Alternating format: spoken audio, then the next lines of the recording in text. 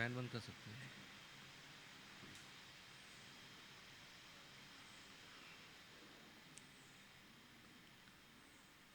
Today we are reading from Srimad Bhagavatam, Canto 10, the Samam Bonam, Chapter 14, Brahma's Prayers to Lord Krishna, verse number 51.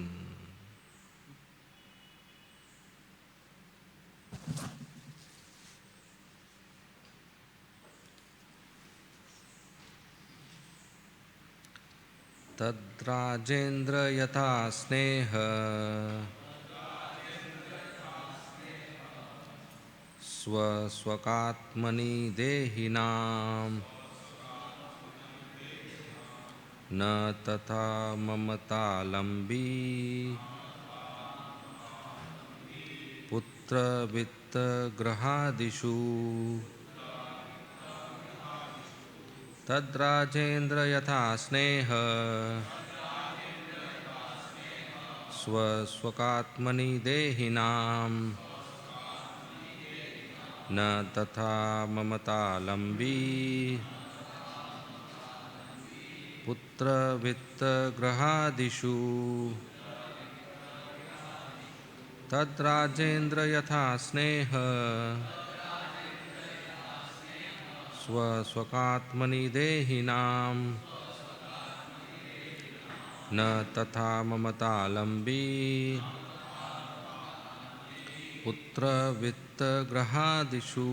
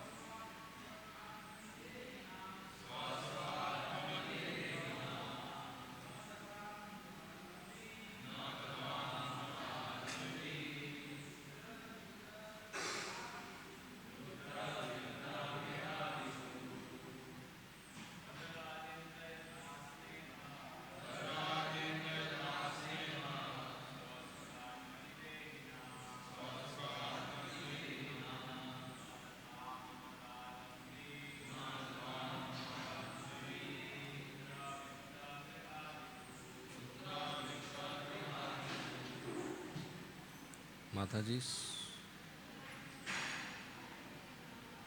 तद्राजेन्द्र यथा स्नेह देहिनां न तथा ममतालम्बी पुत्रवित्तगृहादिषु. Tat, therefore,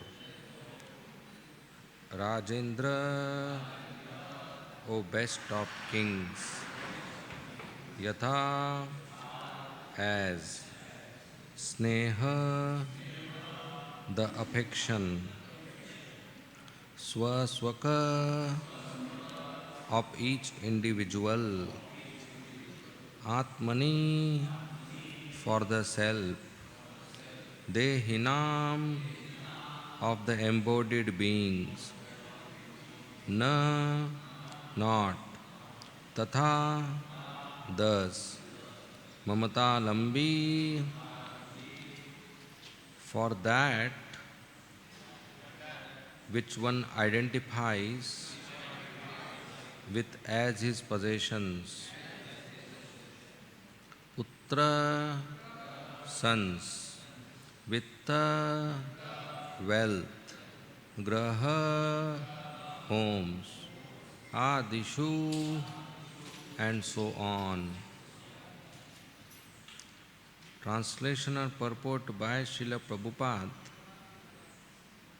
by disciples of Srila Prabhupada. Translation: for this reason, O best of kings, the embodied soul is self-centered. He is more attached to his own body and self than to his so-called possessions like children, wealth and home.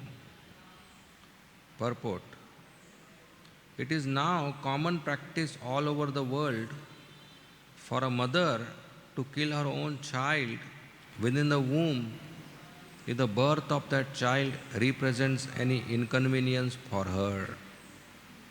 Similarly, grown children eagerly place their elderly parents in lonely institutions rather than be inconvenienced by their presence at home. These and innumerable other examples prove that people in general are more attached to their own body and self, which represent I-ness, than to their family and other possessions, which represent myness. Although conditioned souls are very proud of their so-called love for society, family and so forth, in reality, every conditioned soul is acting on the platform of gross or subtle selfishness. Om Ajnantimirandhasya Jnananjana Shalakaya Chakshu Unmilitam Yena Tasmai Shri Gurave Nama Nama Om Vishnu Padaya Krishna Presthaya Bhutale Srimate Bhakti Vedanta Swami Iti Namine Namaste Saraswati Deve Gauravani Pracharine Nirvishesha Shunyavadi Paschatya Deshatarine Jai Shri Krishna Chaitanya Prabhu Nityananda Shri Advaita Gadadhar Srivasadi Gaur Bhakta Vrinda Hare Krishna Krishna Krishna Hare Hare Hare Rama Rama Rama Hare Hare.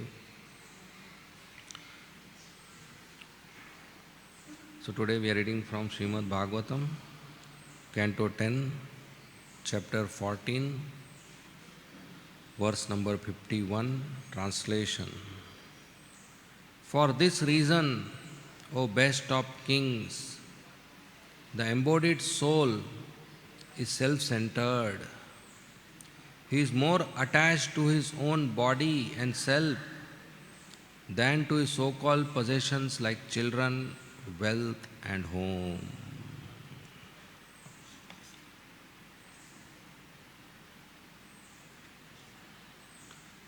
Hare Krishna.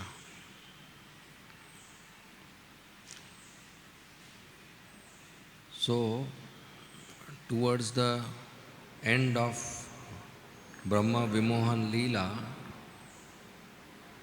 Parikshit Maharaj is asking one more question. And he is asking to Shukadeva Goswami that how come the cowherd woman, the elderly ladies,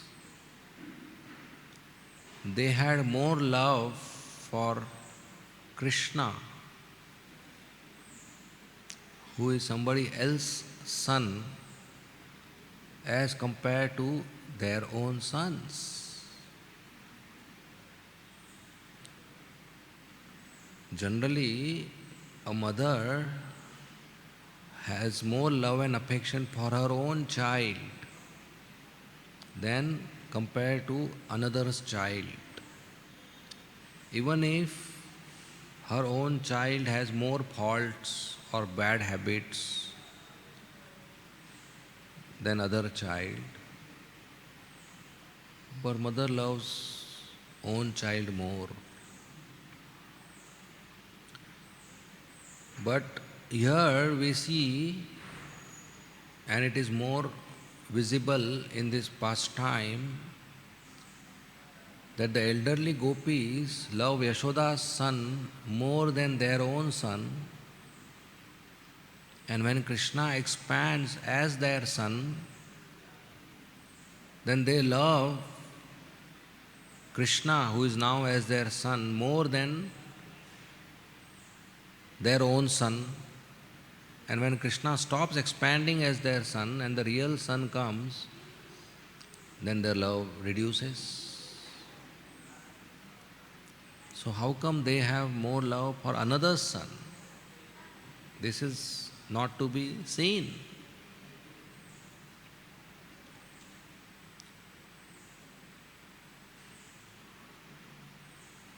So if Shukdev Goswami had not spoken this verse, our standard answer would be, oh, that's Yogamaya. That's Krishna's pastime. He arranged it. It is not untrue, but see the expert spiritual master Shukdev Goswami. What a wonderful philosophical concept he is introducing here in answering this question, wherein he says that actually everybody loves himself or herself more than anybody else. And that's true. And he goes on continuing with the argument that with little knowledge, when the person knows, my personal self is not this body, but this self is part of Krishna, he reposes his love with Krishna. So everybody is supposed to love Krishna more than my son, my daughter, and more than myself. It's like this, in a tree there are leaves. And imagine one leaf loves itself highly. Very soon that leaf will start loving the root more than that.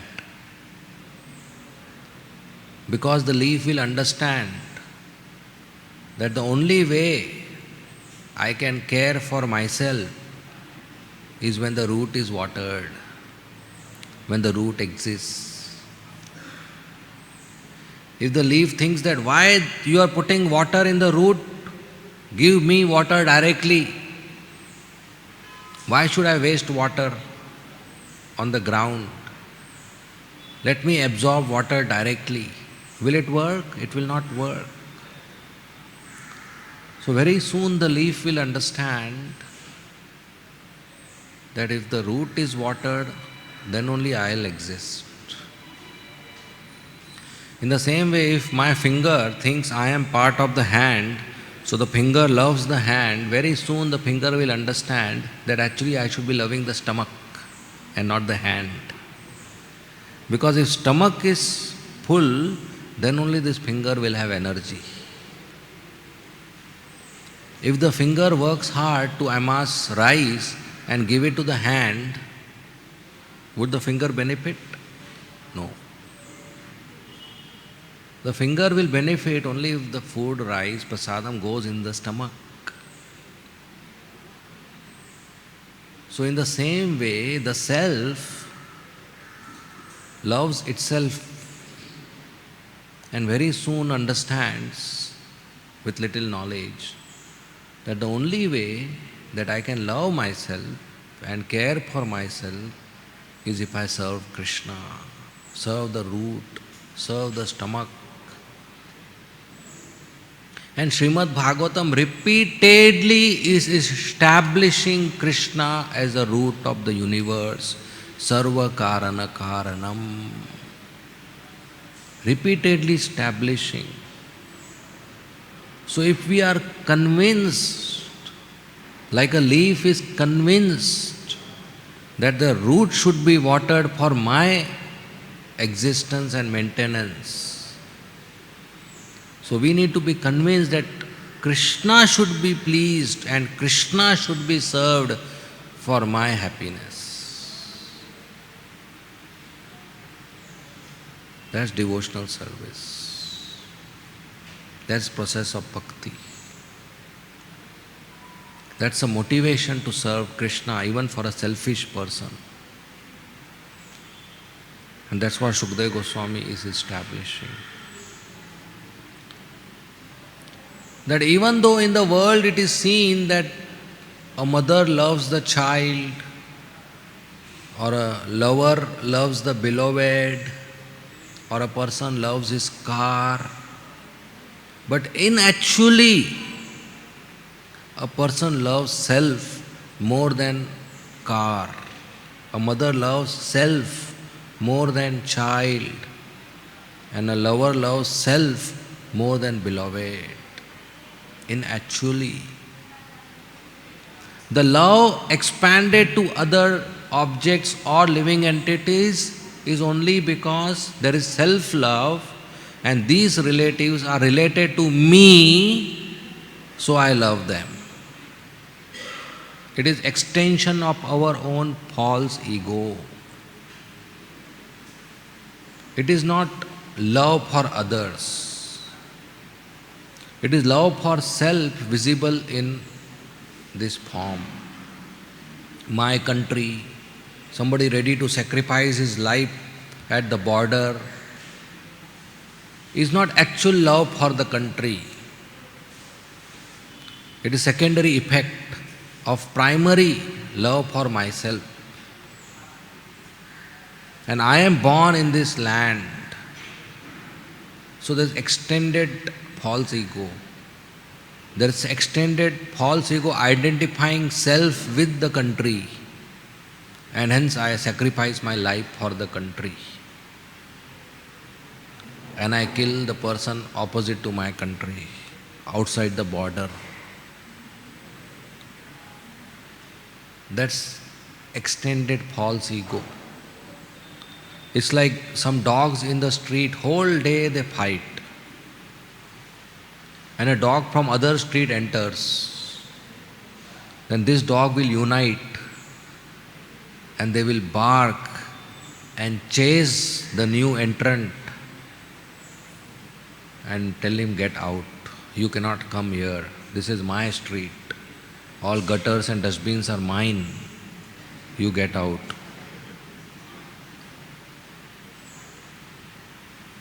This is Desh Bhakti, street Bhakti, my street. And if a car comes, then the dog will bark, and then the car will go away. Then the dog will tell his friend dog, look, I barked, so he didn't park. If I had not barked, he would have parked in our street. And today 20 cars because of me didn't park on the street. Today score 20, announced in Mangalar. That is dog life. Thinking that because of my barking he is not parking. Otherwise he would have parked and occupied my street. And that's what the individual feels. Because of my contribution, this effect is happening, this influence is happening. Because I barked, so this is happening. So this is Desh Bhakti, street Bhakti. Why? It's my street. Finally the center is not street, the center is my. You see the difference? My son. The center is not the sun, the center is me. My car. The center is me, not the car. If you go to the garden and you see some person taking a walk with a dog, and you take a stone and hit the dog, and the person will become very angry, and he will tell you, what kind of sadhu you are. You have no compassion. You have no mercy. You are not kind. You are cruel. You are hitting a dog, a living entity. Right? And then he will go in breakfast, he will have meat. Hare, where is your compassion? Only for dog, not for the animal who was killed for your food. And lunch and dinner, he will have non-veg. Where is your compassion and love for living entities? So that's not compassion for living entities when he is telling you not to hit the dog, the poor dog. That's not compassion and love for living entities. That's love for me, my dog. My dog you are hitting. Even though you don't hit him, you didn't take a stone and hit him. You took a stone and hit the dog. But he is angry because he is identifying himself with the dog. That's why he is angry. You hit me. This extended sense gratification. So what we possess, we identify self with that possession. And if somebody harms or disturbs that possession, because of that false identification, we get disturbed. But this is not supposed to happen. This is self-centeredness. So Sukadeva Goswami says that even though people love their possessions, but actually they love themselves more than their possessions. And in the purport, Hridayananda Maharaj gives wonderful example of abortion.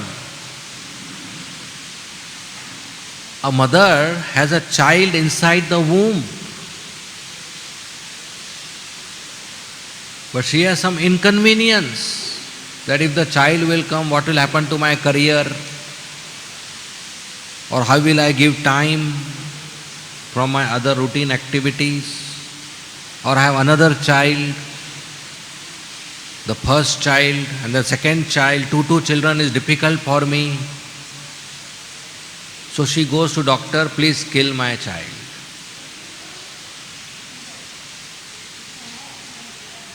If the doctor says, look, instead of killing the child inside your womb, why don't we kill the child in your arms? In that way, next few months you will be little free also. She says, no, what you are talking? How can you murder my child? What kind of doctor you are? She will say that. How can you propose killing the child in my arms? You rascal. Just kill the child inside me, not outside me. Inside wala, okay, murder, kill. Outside, no, I love. What kind of mother is that? She loves the child once outside the stomach. Inside she is ready to kill. So there's self-centeredness. Abortion is dapa 302, murder. But our laws are like that, allowed. In Kali Yuga, mother is allowed to kill the child. That's highly sinful. A child who cannot defend, who cannot ask for help, who cannot protest, who cannot speak,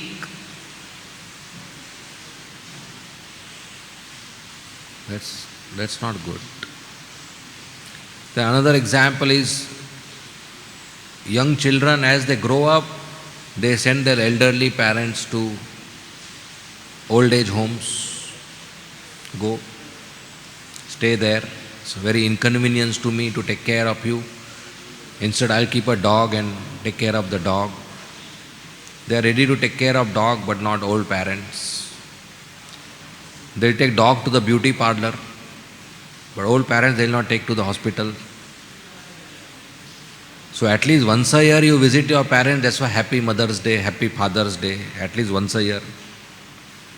And we think, wow, so nice culture, Happy Mother's Day, Happy Father. Every day should be there. Every day mother and father should be taken care. No, only on Mother's Day you will get breakfast in your room. Rest you give breakfast in my room. So, because of self-centeredness, a person ends up behaving in this way, selfish. If your neighbor hits your car and the car gets damaged, you will be angry and you will say, you repair it, or you take the car to the garage and repair it. Or the neighbor breaks the window pane with a ball. Children play cricket and your window glass breaks. You say, you repair it. Until he doesn't repair, it will remain like that. But if the ball hits your eye, will you say, you repair it? Till you don't repair, I will be like that. No, you will rush to the hospital. बाद में झगड़ा करेंगे, let me go to the hospital first. My window, my car and me, there is more love for me. There is self-centeredness. So any intelligent person will eventually realize that if I love myself, I should love Krishna.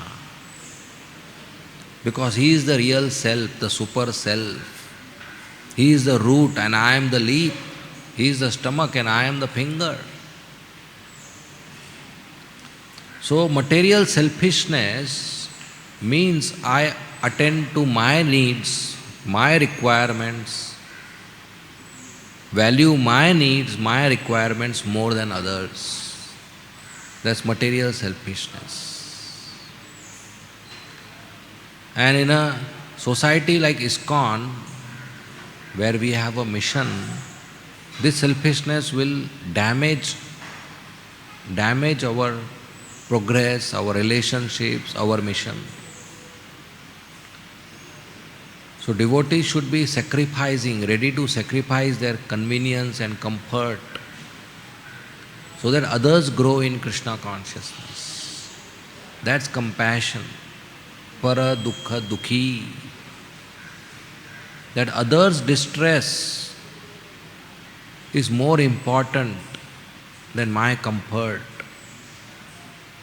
So let me provide relief to others by sharing Krishna consciousness, rather than me sitting in a comfort zone. Srila Prabhupada at age 70 was comfortable in Vrindavan.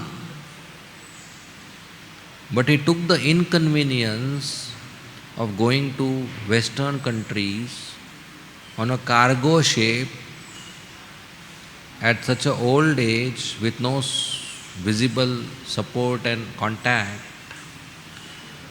with no money, with 2 heart attacks. For what?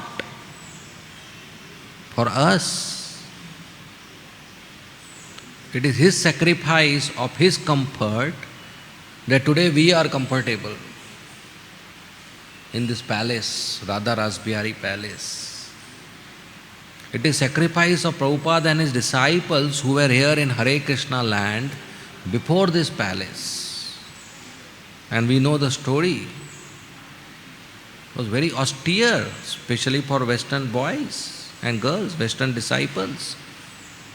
At young age, leaving their country and coming to a foreign country where they don't know local language and culture.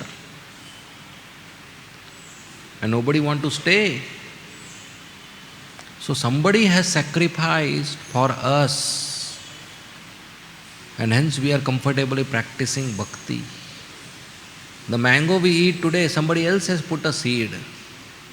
So for future generation, we have to put seed so that they eat mango.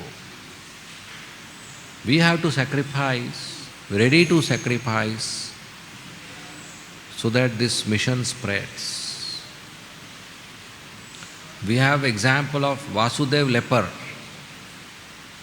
Sri Chaitanya Mahaprabhu, while his travel, came to the house of Kurma Brahman. And the whole village, whenever Chaitanya Mahaprabhu used to travel, the whole village used to get attracted to his beautiful golden form and chanting and dancing the holy names of Krishna. So the whole village used to get attracted. The next day morning, Chaitanya Mahaprabhu continued his travel. He left to go to another village. And there was a devotee Vasudev. He was staying little outside the village because he had skin disease, leprosy. All his skin was filled with wounds and blood and pus and bad odor and liquid would come out. And whenever he used to walk, people around him would run away because so much bad smell would come from his body. So in order to not inconvenience people, he would stay outside the village. And there were so many small insects in his wounds, all over the body, eating his flesh. Open sores. So when he would walk, his body would shake, vibrate, and those insects will fall down on the ground. So he would pick up those insects and put back on the wound, thinking that if they don't eat my flesh, they will die. What kind of compassion is this? What kind of consciousness is this? This is not ordinary, not normal.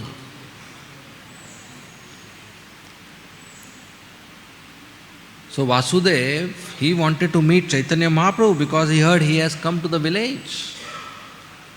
So he went in the morning. He travelled a big distance. But by that time Chaitanya Mahaprabhu has already gone ahead to the next village, on the path to next village. Chaitanya Mahaprabhu is super soul, Paramatma in everybody's heart. And he knows Vasudeva has come to meet. So Chaitanya Mahaprabhu came back to meet Vasudeva. And when Chaitanya Mahaprabhu saw Vasudeva, he went and embraced him. All the blood and pus is touching Chaitanya Mahaprabhu's transcendental body. And Vasudeva is surprised. He said, "My dear Lord, people don't like to come near me because of bad smell. What to speak about touching me, but you are embracing me. This is the proof that you are Supreme Personality of Godhead, because nobody else would do that." And he paid his full obeisances.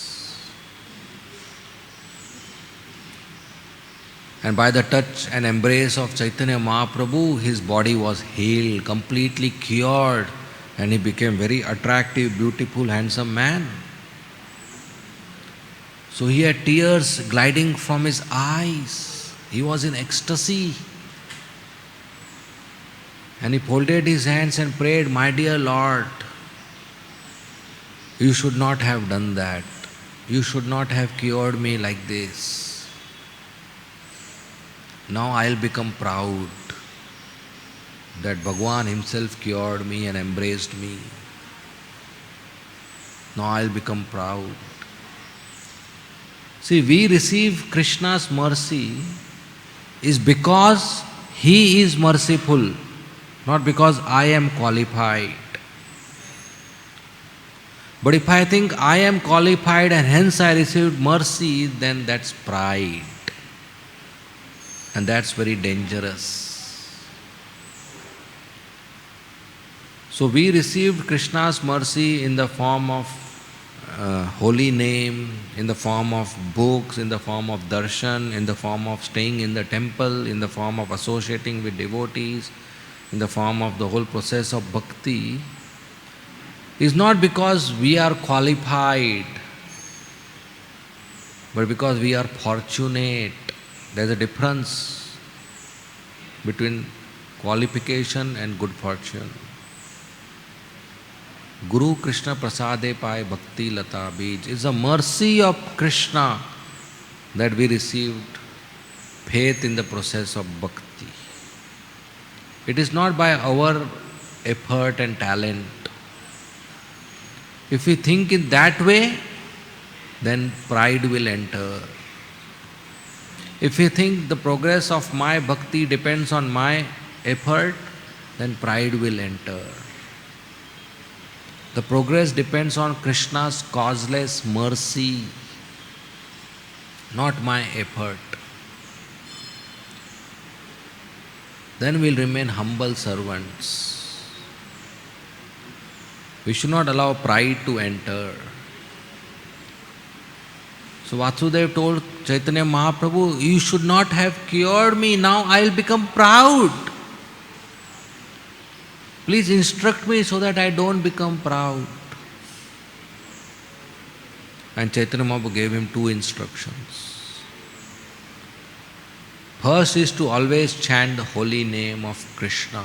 Hare Krishna, Hare Krishna, Krishna Krishna, Hare Hare, Hare Ram, Ram Ram, Hare Hare. Chanting the holy name of Krishna is solution to all our problems. And this is not just for preaching to new people. This is for us. When a newcomer comes and shares their problem, we say, just chant Hare Krishna, everything will be fine. And they pick up chanting.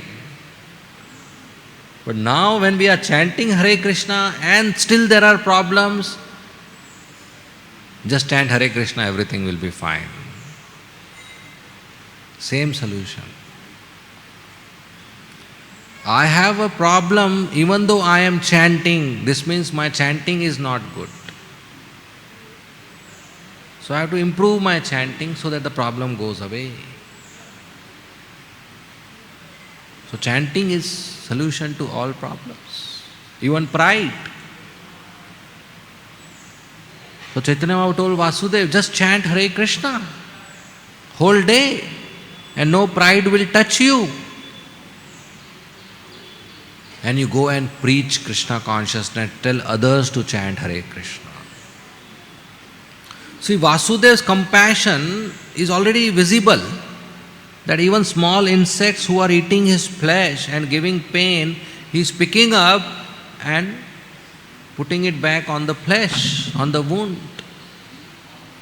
To that devotee who is already so compassionate, Chaitanya Mahaprabhu gives him the real way to be compassionate is to tell others to chant Hare Krishna.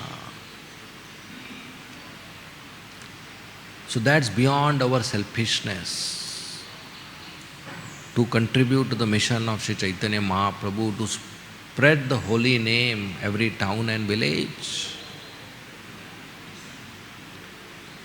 Brajvasis, they have so much love for Krishna that they don't even think of themselves. They want to only protect Krishna. When Krishna was chastising Kaliya and all the Brajvasis were assembled there, just seeing Krishna in the coils of Kaliya, Yashoda Maiya fell unconscious. The coward boys became stunned in fear, and so many Brajvasis were crying. And Nanda Baba wanted to jump in the waters, poisonous waters, to fight with Kaliya. This is the love for Krishna.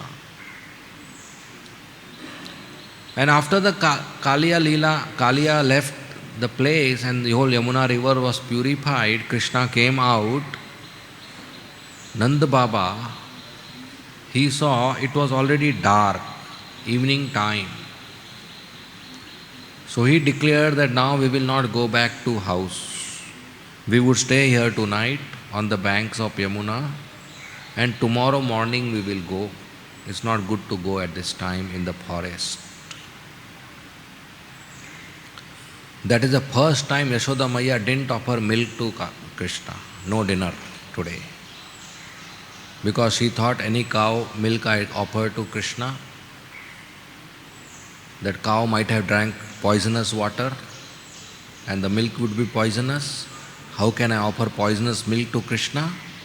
So no dinner today. That is the first time Yashoda Maiya didn't offer milk to Krishna. Fasting. Don't eat anything, all poisonous. Actually 2 times Yashoda Maiya didn't offer. Second one I will tell, surprise. So they all stayed at the bank of Yamuna whole night. And Kansa's soldiers and spies, they were around. They reported to Kansa that Krishna is staying outside his house. And all the Brajvasis are with him, Yashoda, Nanda Maharaj, Balram, Radharani. So Kamsa had thought this is a good way, he is unprotected. He is not within the walls of his house. So Kamsa sent his demonic soldiers to put fire all around so that all the Brajvasis, including Krishna, burn inside fire. So all dry grass was there, they put a circle of fire. So all the Brajvasis were inside the fire, and gradually the fire was closing in and burning everything around.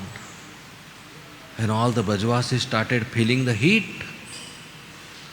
And they saw fire is consuming everybody. What would devotees do? Pray to Radha Rasbihari? They didn't do that. They started making circles around Krishna that let me burn first and Krishna be protected. This is their love for Krishna. That Krishna is in the center and will form circles so that we will burn and Krishna will be protected.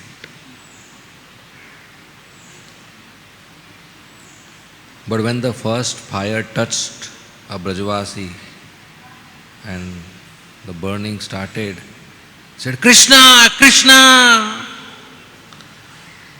And Krishna cannot see his Brajvasi is in pain, even though they are protecting him.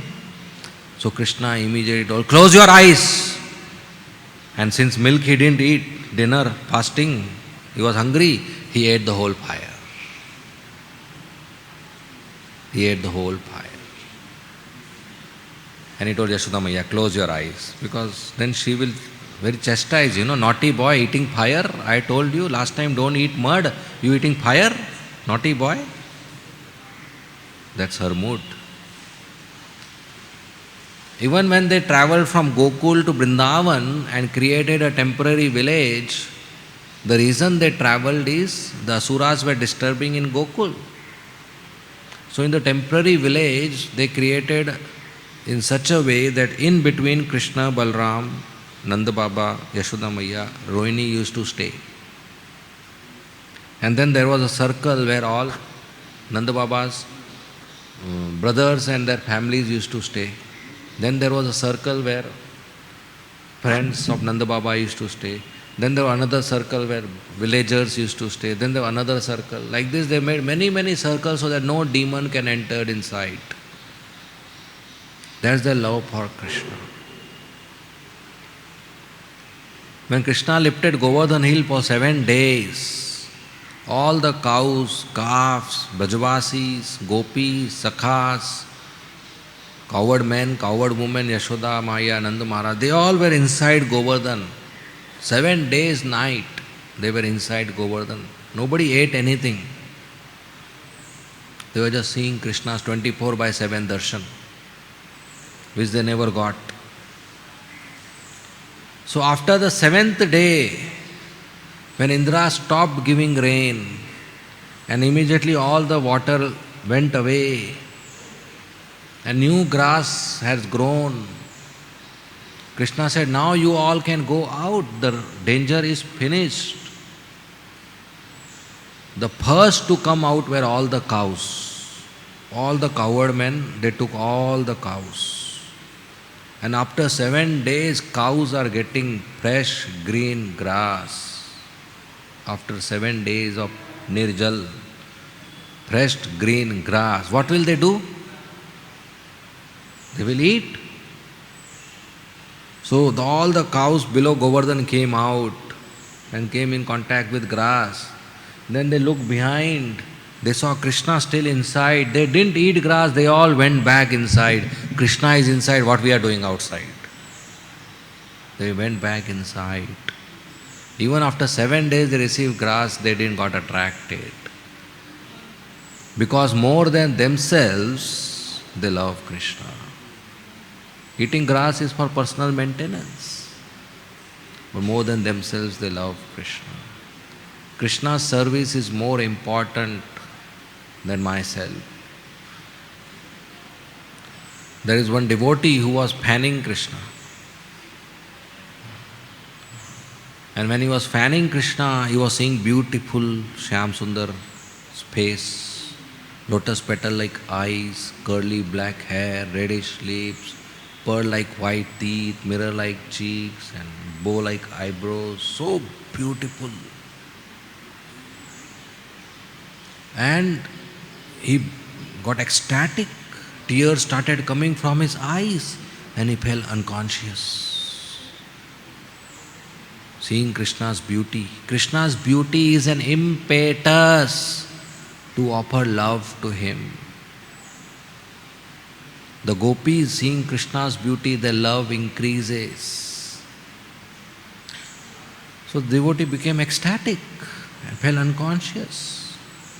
So when he woke up, he started condemning his own ecstasy, that it's not good that I fell unconscious and my service got interrupted. Krishna's service is more important than my personal ecstasy. You see this? What to speak about our material selfishness. So, every conditioned soul has that attitude of selfishness. But coming to the association of devotees, especially in renounced order of life, we should learn to sacrifice our personal comfort, convenience, personal desires and ambitions or ideas for pleasure of Krishna, for service of Krishna. Krishna's service is more important than my personal comfort and convenience. The Brajvasis were ready to change their whole village address from Gokul to Chatikara, Vrindavan, so that Krishna is protected. In one meeting they decided, that tomorrow we will shift. That is their love for Krishna.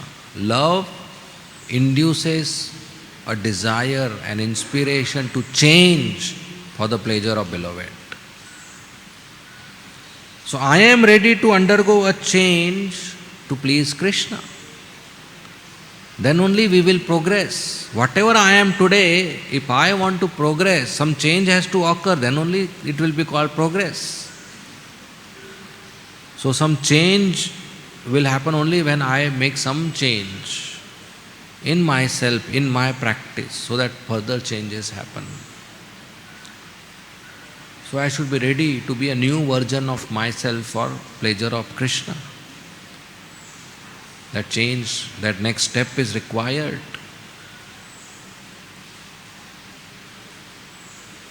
So Brajvasis, they changed their address in one meeting so that Krishna is protected. And when Krishna came to know, he was very pleased, very pleased. So if anything is required to change in me, then I should be ready rather than stuck to my old self, my old goals, my old ambitions, my old desires, or even service or association. A devotee should be discriminatory and know what to accept, what to reject and when, so that we keep on progressing in Krishna consciousness. So from being self-centered to being sacrificing, that should be our attitude.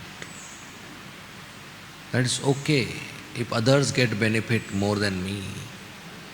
It's okay in the Charnamrit line, somebody else has Charnamrit before me. It's okay in the queue of Prasadam, I take last, even though I came first. Let others go forward, no problem, it's okay. It's okay somebody get more facility than me. It's okay somebody gets credit of some service, even if I have done something. It's okay, somebody gets the benefit. It's okay. This is not exploitation.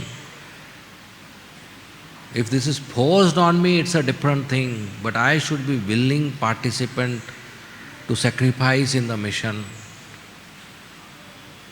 That's humility, and that attracts Krishna's mercy, rather than trying to take credit or grab opportunities or grab facilities or become owner and possessive of certain objects or people around us. No, we should be sacrificed. Bhagavatam is talking about sacrificing our life. We are joined the brahmachari ashram. We are given our life. Now why we are attached to small other things? When you are given your life, why small other things we are attached in the ashram? Should be happy to share in the service of Krishna and Vaishnavas. So from self-centeredness to be ready to sacrifice anything and everything for the pleasure of Krishna. Today is also appearance day of Srimati Sita Thakurani. She is consort of Sri Advaita Acharya, and she is incarnation of Yoga Maya, who comes in Gaur Leela in Vatsalya Prema for Nimai, Chaitanya Mahaprabhu. So when Mother Sachi delivered Nimai and delivered Chaitanya Mahaprabhu, she came from her house in a palanquin, and she brought so many gifts. She brought garments for the mother and silken garments for the baby and golden ornaments like bangles and necklace and armlets and anklets and auspicious substances like turmeric and sandalwood. And she helped Sachi Mata and instructed her how to take care of Nimai. In fact, Sita Thakurani Mata is one who gave the name Nimai to Chaitanya Mahaprabhu. She is the one who gave the name.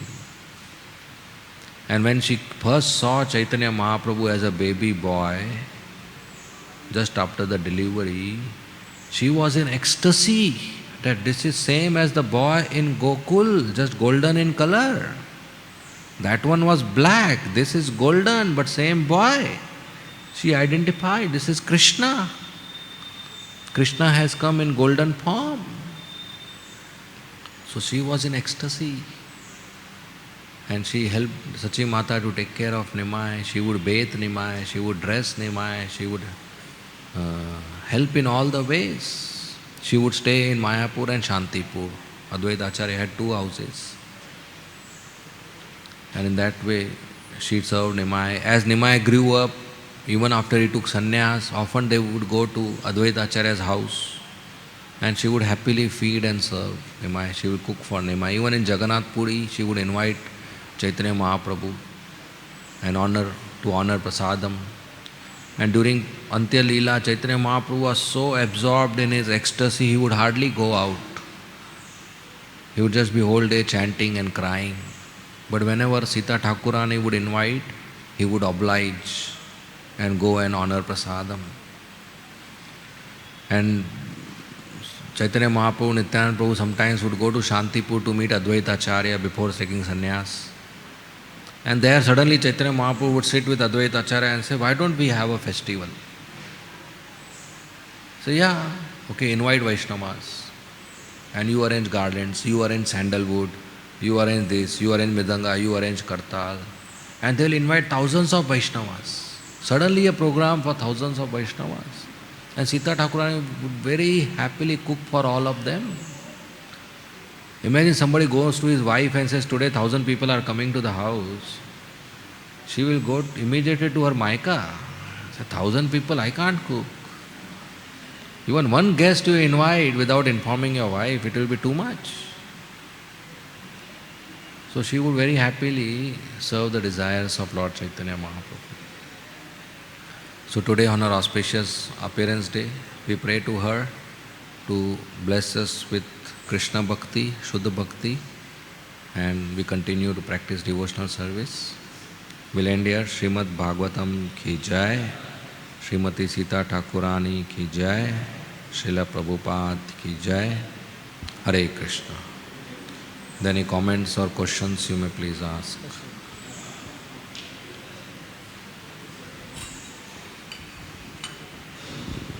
Hare Krishna, Prabhuji. Hare Krishna. Prabhuji, as you said, we should sacrifice our everything, whatever, whichever is possible, which is a representation of our love for Krishna. So we see in our dealings, whether it is long-term dealing in services or short service dealing with our equal or a junior or it is a senior, he is a senior. If we see that the second person has his personal intention in that service, which he is telling to do, like he is instructing us to do, then the mood of sacrifice get reduces due to that, due to his own personal intention in that service. So how to overcome this feeling? He is personally, like he is selfish. It don't matter. I have to sacrifice myself in this service. How to overcome this?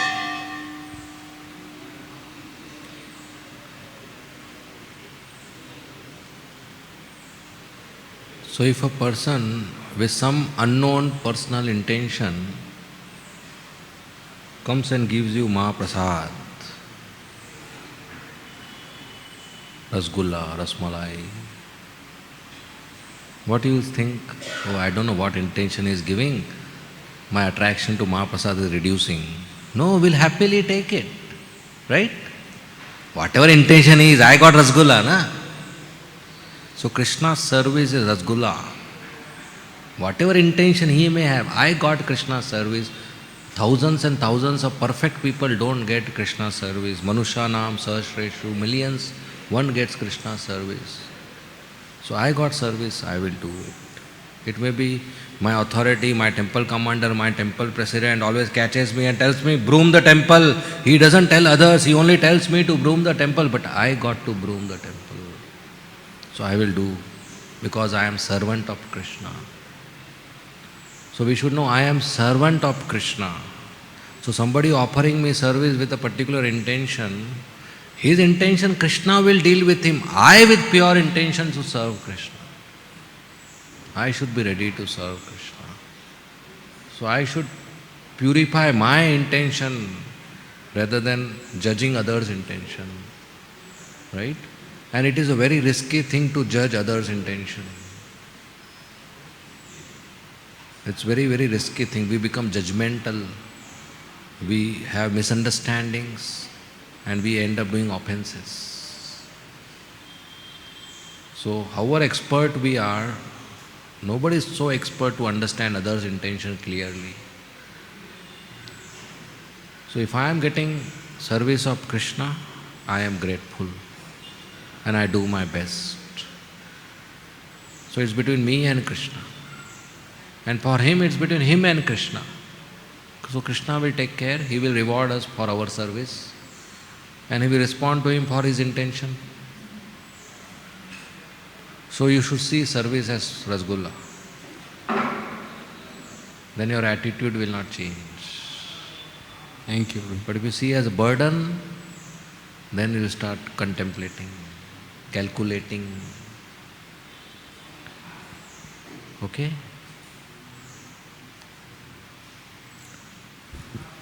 Hare Krishna. Hare Krishna. Yes Radha Krishna. जैसे प्रभु जी ने अभी example दिया कि वैष्णव की attitude कैसे होनी चाहिए, जैसे कि चरणामृत के उदाहरण दिया।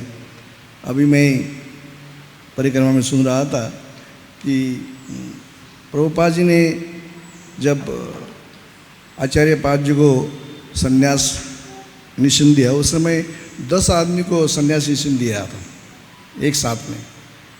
और उसमें से एक व्यक्ति अभी लॉस एंजल्स में अपनी प्रभुपाद ग्लोरी में बता रहा है कि जब हम लोग दीक्षा ले रहे थे तब वैसे वो सीनियर है, पहले इस्कॉन भी ज्वाइन किए हुए हैं, आचार्यपद बाद में ज्वाइन किए हुए हैं और उम्र से भी बड़े हैं वो। तो उन्होंने कहा कि जब संन्यास लिया हम लोगों ने, तो संन्यास के समय में जब प्रभुपाद ने मुझे पहले बुलाया, मुझे पहले बुला के मुझे डंडा दे दिया और बाद में उनको बुलाया तो संन्यास उनको दिया। तो ये दो जन जब मिले तो उन्होंने कहा कि देखो 8 सेकंड आपसे मैं बड़ा हूँ, क्या 8 सेकंड आपसे मैं बड़ा हूँ, क्योंकि 8 सेकंड पहले मुझे डंडा मिला 8 सेकंड बाद में आपको डंडा मिला। तो बोला कोई बात नहीं भाई, तुम बड़ा है, सही सही बोलता है। तो वो वैष्णव की क्रिया मुद्रा, जैसे प्रभु जी ने कहा क्या कैसे कौन जान सकता है, क्यों उन्होंने कहा कि 8 सेकंड मैं तुमसे बड़ा हूँ, 8 सेकंड पहले मेरे हाथ में डंडा आ गया। आचार्य पद ने स्वीकार कर दिया कि आपसे आप मेरे से बड़े हैं। हरे कृष्ण, हरे कृष्ण, धन्यवाद। Thank you Prabhu ji. Hare Krishna. Yes Sharad. Hare Krishna Prabhuji. Thank you very much for the very wonderful class. Hare Krishna. So, you see in the Bhagavad Gita, Krishna is showing a ladder of yoga practices. Similarly, when we are presenting, in terms of this sense gratification, which is direct sense gratification, and then there is extended sense gratification. So, like I have been questioned, few times that while we develop this Krishna consciousness while we are practicing, why not we develop this attitude of same sacrifice, same attitude that we deal with other devotees. Why can't devotees, they have that same feeling in their own society, with their own parents? Why not to change this shift of attitude, seeing that as extended sense gratification, and why not turn that and transform that into the self of selfless sacrifice? Rather, it will be more nice when the person shifts this attitude and develops this understanding that okay, although my parents are there, but I should see them as Krishna's mercy that I have got so and so things and all. And same goes true to every other relationship also. So if you can tell us how we can transform and why can't we develop this attitude? Well, any relationship is like I have two hands, left hand, right hand. If my right hand has wound, my left hand will apply medicine. If my right hand has wound, left hand will apply medicine. If my right hand has wound, left hand has wound, right hand will apply medicine. Both hands always take care of each other, but both together feed the stomach. They don't feed each other. You don't put rice in this hand and sabji in this hand. Put both in the mouth to go into the stomach. So, my relationship with my mother or father or brother or sister or fellow Vaishnava is like this. Every relationship, we take care of each other and together feeds Krishna. Krishna should enjoy, he is the center of the relationship. So if somebody can have relationship with his parents, with Krishna in the center, welcome. But if that is not happening, for some reason, he continues his respect and develops his relationship with other devotees, with Krishna in the center, so that everybody progresses in Krishna consciousness. So just satisfying somebody's physical or emotional needs is not complete service to that person. So if I earn money and give it to my parents and give them a daughter-in-law and children, and they are emotionally satisfied, and next life they become dog and cat, how did I do good service? Right? I should think about that also. So that's only possible when everybody involved serves Krishna. So Kunti Maharani has great affection for her own sons Pandavas who are pure devotees, and for her brother Vasudeva, who is also a pure devotee, father of Dwarkadish Krishna. But she prays, my dear Lord, cut my ties with Pandavas as well as Vishnus. Because in my consciousness it's a material relationship, my sons and my brother. Cut this, so that I am exclusively attached to Krishna, you. That's broad-mindedness. Right? So a Vaishnava is not working for just parents or friends, it's working for the whole world. And they are included in that. So they get benefit. The concern is because they cry out of emotions. That's all the concern is. And people speak about it.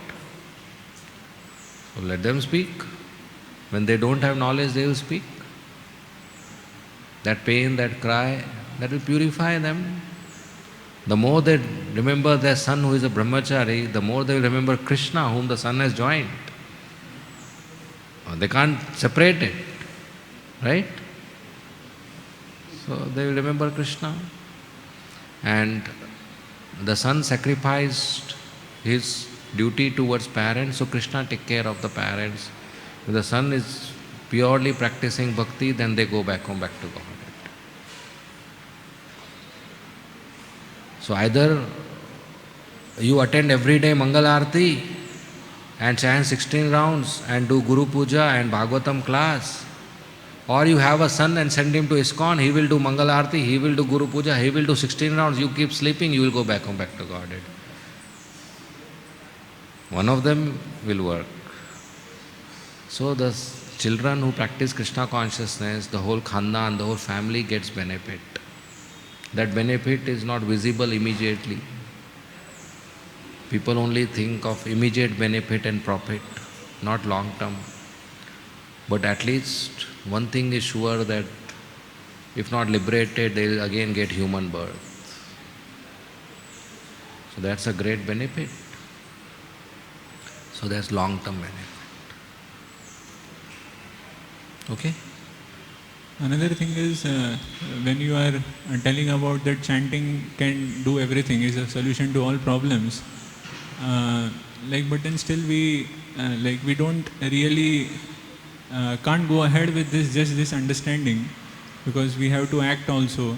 So I feel that because Krishna also teaches that our endeavor has to be there. So because ours is also an institution, so we just can't have this understanding that, but there's like a bhajananandi who feels that, okay, if I just do my bhajan, everything will be okay. But then I have to also, of course, it will be okay. Surely Krishna will give the intelligence, dadami buddhi yogam tam. But still, no, don't use the word but here. Yeah, still we have to act, isn't it? You saw the difference? Krishna will give definitely, but Krishna will give definitely and. You saw the difference? You are with me? There is no but here. So, yes, we have to act. I am not saying not to act. I am saying solution of your problem is by chanting, not by your act. We act as a duty, but the result is because of Krishna, not because of my act. I mean, it's a part of the solution. It's not... No. Solution is by Krishna's mercy, not by my act.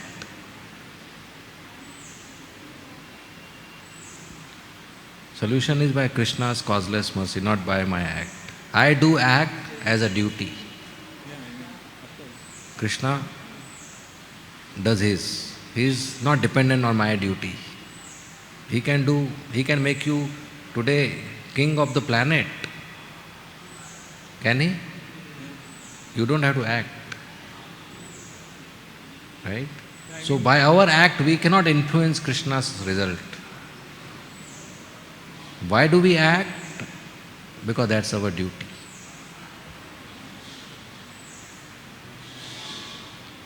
Okay, suppose you are on the road and you want a lift from a car and you show a thumb like this and the car stops and you say to your friend, look, my thumb has a brake.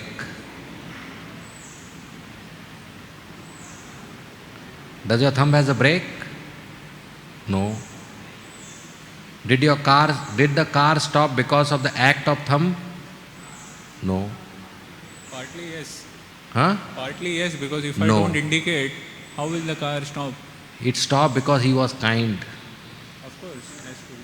If you don't show thumb, car will not stop. But car didn't stop because of your thumb.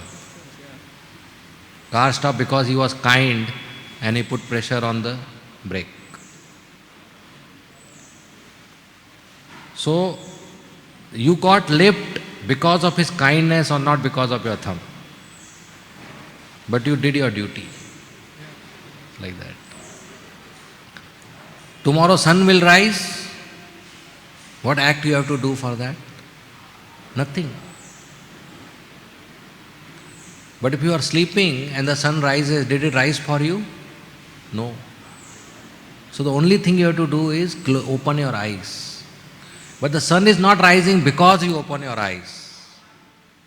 Opening eyes is an act, but sun is not rising because of that act. Sun is rising by sun's mercy. But if I don't open my eyes, I will not see the sun. So Krishna is going to give you mercy? Yes. Would it because of your Mangalarati and Dandvat Pranam and chanting? No. Then why do you do this? So that your eyes are open, sun is already there. You are with me? So solution is already there in your pocket, but our eyes are open. Is there light here? Is there darkness here? See around, is there darkness here? I mean, there are shades of darkness. I mean, But light is, there is no darkness, right? Close your eyes. Is there darkness? Yeah. But there was no darkness in the room from where it came. It's because my eyes are closed. So how do I get light? Do I do something to the light? No. I have to act to open my eyes. But that act has nothing to do with turning on the light. Light is already there. I am not, by my act, I am not making the sun rise or making the light on. So my act has nothing to influencing Krishna's mercy. My act is not influencing the light. My act is making my eyes open. Light is already there. So all solutions are already there. No miseries, but my eyes are closed. So you do act, but don't connect your act with the solutions. Act is to make your eyes open. Solutions are there before also, before the act also. So your problems and their solutions exist before your act. You are just opening your eyes. With me? Yeah, that is an act basically. Opening the eyes. That's But what I'm that saying. act is not influencing the solution, it's there before the act also. Yeah, of course. See, the act, if the act is cause of solution, then the solution doesn't exist before the act. But here the solution exists before the act, you are just opening your eyes, connecting to the solution. So you are not influencing the solution. There is a very big difference, otherwise we'll go into what is called karma philosophy. That if I work, then I get result. Right? So our act is not influencing Krishna. Krishna is already given causeless mercy. Our act is keeping our eyes open. That's all. Is working on ourselves, not on solution. Solution is before the act. It's not cause of the act.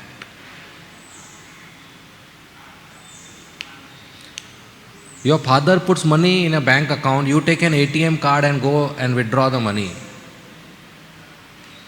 The money is already in the bank account. Your act of going to ATM card is not putting the money. The act is withdrawing the result. So when you are acting, you are withdrawing the solution which is already there. Your act is not influencing the solution. The money is not in the bank account because you have you are going to withdraw. It's already there. Right? So solution is already there before you do an act. The act is just withdrawing the solution. The ATM card is just withdrawing money which your father has already put. So Krishna has already put mercy in your account. Now you have to go and withdraw. That's the act. So your act is not making the money come in the bank account. Your act is not influencing Krishna.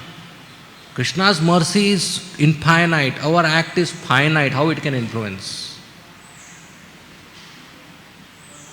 Right? 16 rounds, Krishna gave mercy. 15 rounds, oh no, एक round नहीं किया, get out. Krishna's mercy is not like that. We are too insignificant for him to decide that. Right? So our act is withdrawing, not solving. Solutions he has already given. That's what I mean. You want one more example or? I mean, of course, the examples were good, but still I feel the first example that you gave of the car showing a thumbs up sign, that is little different as compared to the ATM and the sun rising, because here, although the car would have stopped, but then if the person would have not shown a thumbs up, how the car person would have got to an idea that I should stop actually?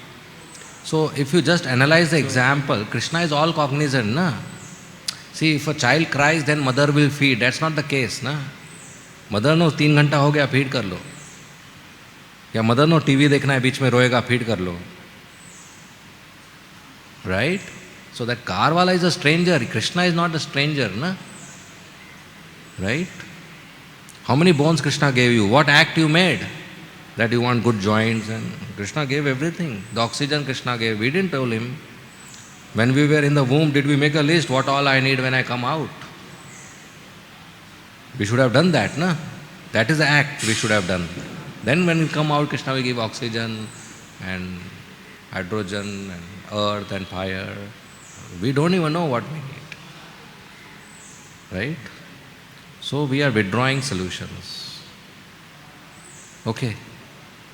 Yes. So Prabhuji, the conclusion of all this discussion is that we should understand that I have to do my duty, but then depend on Krishna by chanting the holy name. And if Krishna sanctions, result will come. If it doesn't, then that result is not good for me, still chant. Yes. Krishna gives results. Our act is our duty to perform. So Krishna Prem will come to us, not because of our bhakti, but because of Krishna's causeless mercy. Then why we are doing sadhana is keeping our eyes open to be watchful when Krishna Prem comes. So in preaching also, when somebody is approaching us with some problems, so we have to give him solution, we have to give him some advice. At the same time train him that depend on Krishna, take shelter of the holy name, that's the ultimate solution. But we can't just say that some problem is happening in home, just sit and chant. He has to do something. Like he gave example, he also said the same thing, that we are in institution, so something is happening in temple, so I have to take action. But at the same time I have to pray to Krishna also that ultimately you are going to decide. So that's what I am saying. Yes, we do action, but not with the attitude that this action is influencing solution, with the attitude that this action is withdrawing solution. Krishna has already put solution in the account, I am withdrawing it by my action. Not I am creating a solution or causing a solution. So I am not rich, Krishna is rich, he has put money in the bank account, I am withdrawing it. You see the difference between withdrawing and creation. Right? So I am not earning money, I am withdrawing money. That's what I am saying. We are not cause of solution, Krishna is cause of solution. Krishna is the solution. I am just withdrawing it. Okay? Okay, 2 are there. Okay, go ahead, Govind Kumar. Hare Krishna Prabhuji. You very nicely explained the consciousness of Vrindavan Vasis, how when the fire was there, they didn't care about themselves, but they tried to protect Krishna. So pure devotees, they are always wanting to serve Krishna and not think of their own self. When we see the life of pure devotees, we see some instances where they have their specific demands, like Prabhupada is known as Kachori Mukhi. Prabhupada likes Kachori. So how to see that, the specific liking of pure devotees? So that's their individuality. All pure devotees are anya abhilashita shunyam. That doesn't mean everybody will like khichdi. They all have their individuality, which is reflected from Krishna's personality, who also has an individuality. So pure devotee doesn't mean all stones, emotionless, feelingless. No. So they all have their own individuality. The only beauty is that variety, that individuality pleases Krishna. Krishna also wants all types of rasas, all types of variety. If you imagine in the ashram there are 100 boys, all Govind Kumar, same, everything same. Would you enjoy? No. But if they are different, somebody submissive, somebody little dominant, somebody aggressive, somebody neutral, somebody active, somebody passive, then there are taste, then maja aata hai. So he is Rasa Bihari. He wants all the rasas. So all the devotees, they all have different individuality so that they please Krishna. Some gopis are very dominant to Krishna. Late kyun aaya? Some gopis are very submissive. Jab aaya chalega. And Krishna enjoys both. If all are submissive, Krishna will not enjoy. So pure devotees, they are individual personalities. They have their individuality, and that pleases Krishna. So when they come and preach, they carry their individuality, which is reflected in various aspects of their interactions in material world. So when Chaitanya Mahaprabhu, after the passing of Haridas Thakur, served feast to all the devotees, he put exactly the item which they like in their pattal. Not that everybody put khichdi, because he knew what they like, and that item he put more. So all are pure associates and they have their individual likes. So that's the variety in the spiritual world. So that's not a negative thing, right? So I am okay with that variety. That's individuality. That's Krishna's enjoyment. Every single cowherd boy in every single house, on every street of Gokul, has a different style of talking and playing. And every single talk and play, every single style pleases Krishna. If all cowherd boys were Madhumangal, where Krishna would enjoy? Right? So this is individuality. So pure devotee doesn't mean stone. No feelings, no emotions, no likes, no dislikes. No, their purity is in service to Krishna, and they have individuality which is reflected in their interactions, and that gives pleasure to Krishna. Okay? Hanumanji.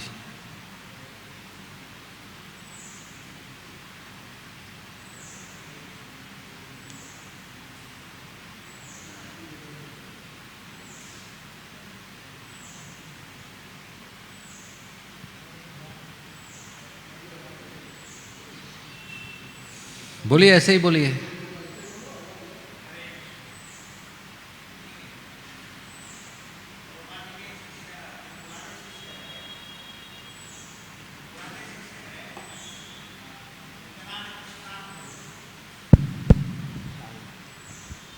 वो भागवतम प्रवचन करते थे अपने मंदिर में, तो बताते थे मायादास सदा उदास, कृष्णदास रहे बिंदास. Right. तो सारे चिंताओं से अगर कोई मुक्त होना चाहता है तो उनको भगवान श्री कृष्ण का भक्त बनना चाहिए, और इससे भी आगे जो कृष्ण के भक्त है उनकी सेवा करके अपना जीवन सफल बनाना चाहिए. क्योंकि भगवान का कभी फेल नहीं होते. जब छोटे बच्चे थे तो उन्होंने गोकुलवासियों की रक्षा के लिए गोवर्धन पर्वत उठाकर उनकी रक्षा की. जब दावानल अग्नि प्रकट हुआ तो प्रभु उसको पी गए और अपने भक्तों की रक्षा की. भूतकाल में, वर्तमान में, भविष्य में, तीनों कालों में प्रभु सुरक्षा प्रदान करने के लिए सफल है. तो हमारा जीवन सफल है अगर हम प्रभु की शरण में आते हैं और सारे चिंता से अपने आप मुक्त हो जाएंगे। धन्यवाद। हरे Krishna. Hare Krishna. You have a question? I don't know if we can continue. Okay, last question. Hare Krishna. Prabhuji, you told the pastime of Vasudeva Vipra. How much he was so compassionate. So although he was compassionate, but in our mind, I was thinking that he was protecting or the insect not to be killed. Like that feeling, a kind of comes. It comes in my mind that क्या बोलते हैं उसको? You want to tell in Hindi? That's okay. No problem. हाँ, हिंदी में बोल सकते हैं। क्या है करता हम इतने मान्यते कि I am protecting these insects. So that idea comes in our mind.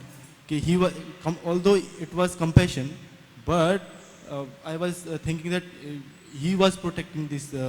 This is one part of the question. Second part is like Jad Bharat. He was get attached to the deers, and next life he become deer. So like Vasudeva Vipra, he was protecting these insects. So it's showing that he is get attached to this insect, and it would be the hamper in his devotional service. So these two questions can. So Vasudev is mentioned when an insect will fall. Out of compassion, he will pick the insect and put it back on the wound. This is mentioned, full stop. Now you are thinking that he is thinking that if I don't care for the insect, who will take care? Right? That's your question. So don't think.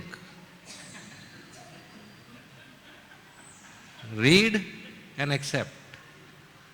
What Vasudeva is thinking while doing that is not my job to think. Okay? But you are right. That if somebody thinks that I am protecting, then that's misdirected intelligence. Krishna is protecting.